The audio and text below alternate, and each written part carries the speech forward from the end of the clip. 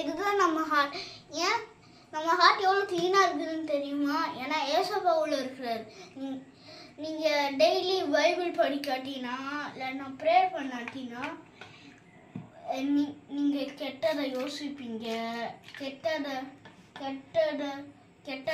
நடப்பீங்க, கெட்டதை பேசுவீங்க, கெட்டதை பார்ப்பீங்க, கெட்டதை கேட்பீங்க, கெட்டதை பண்ணுவீங்க. பாருங்க, இந்த ஹார்ட் எவ்வளோ பிளாக் ஆயிடுச்சுன்னு தெரியுமா? தெரியுதா? நீங்கள் ஏசப்பாவை கூப்பிட்டீங்கன்னா ஏசப்பா உங்கள் ஹார்ட்டை க்ளீன் பண்ணி கொடுத்துடுவார்.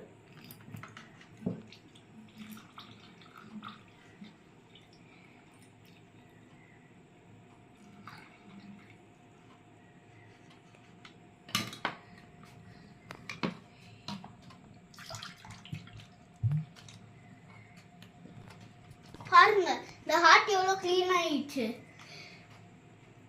நீங்க ஏசப்பா உங்க ஹார்ட்குள்ள விடுவீங்களா? உங்க ஹார்ட் எப்படி?